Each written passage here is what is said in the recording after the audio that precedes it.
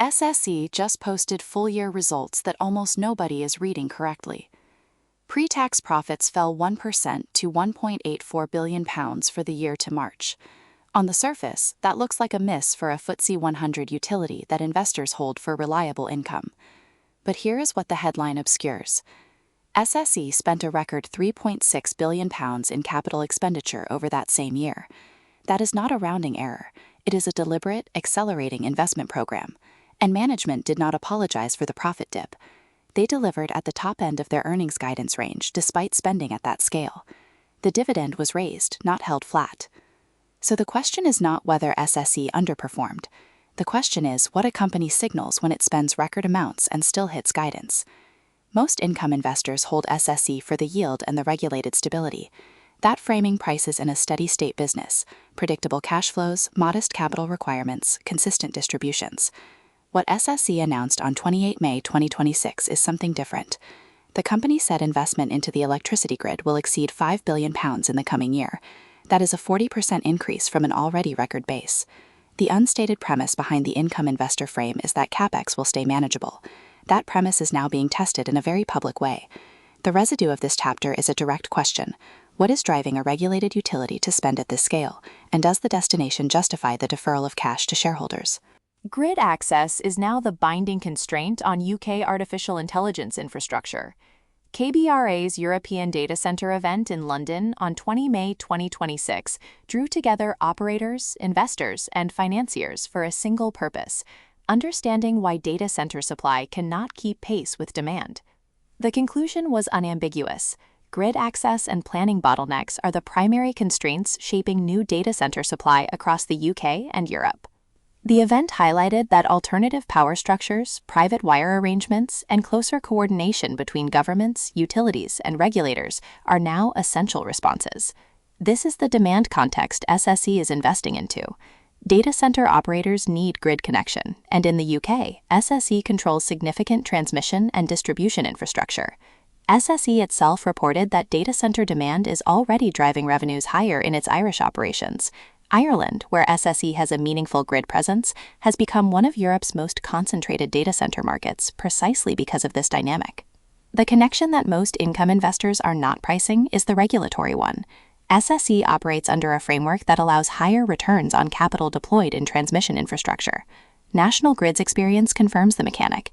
Its CEO recently highlighted a multi-year program aimed at nearly doubling parts of the transmission network to handle data center loads.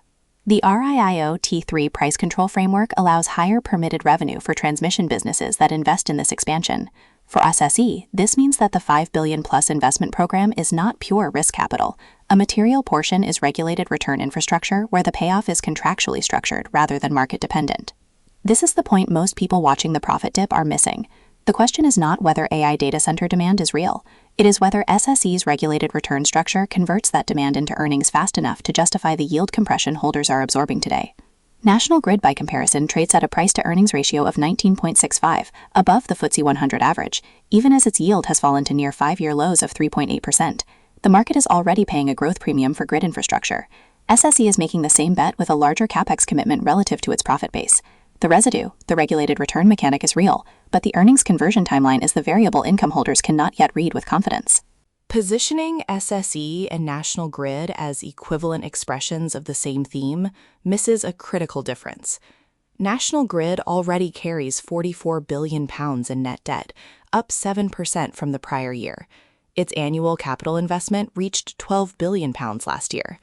The company cut its dividend per share by a fifth last year, despite its long track record of inflation-linked distributions. That cut came after the balance sheet reached a point where sustained capex and dividend growth could not simultaneously be funded without stress. SSE has not yet reached that leverage threshold. Its FY26 capex of £3.6 billion, rising to more than £5 billion, is large relative to profits of £1.84 billion. But the company is not running National Grid's debt load. The distinction matters for the holding period question. National Grid investors are being asked to look through a balance sheet that has already bent under capex pressure. SSE investors are being asked whether a similar trajectory is beginning. The divergent premises are visible in the articles. One analyst frame holds that regulated earnings growth justifies a premium. National Grid's 14.7% underlying earnings growth last year supports that view. The competing frame holds that net debt accumulation during heavy capex years erodes the dividend safety margin, regardless of regulated returns. The unstated assumption in the bullish frame is that regulatory approvals and grid connection timelines will proceed without material delay. Planning bottlenecks, explicitly flagged at the KBRA event as a primary constraint, represent the single variable that could decouple capex spending from regulated earnings delivery. For SSE, the verification benchmark is Irish data center revenue growth. If AI-driven demand continues to pull grid connection applications faster than planning allows, SSE's regulated return pipeline expands. If planning bottlenecks tighten in the UK as they have in parts of Ireland, the conversion from capex to earnings takes longer than the current investment ramp implies. That gap between spending now and earning later is the frame income holders must actively assess against their alternative yield options today. The SSE yield near 5-year lows is no longer the obvious safe income choice it was 3 years ago. Whether it becomes the obvious growth income choice depends entirely on how quickly £5 billion in annual capex converts to regulated earnings, and the planning system is the one variable outside SSE's direct control. Every day after the close, we publish a market wrap and key issue analysis. Subscribe to the channel.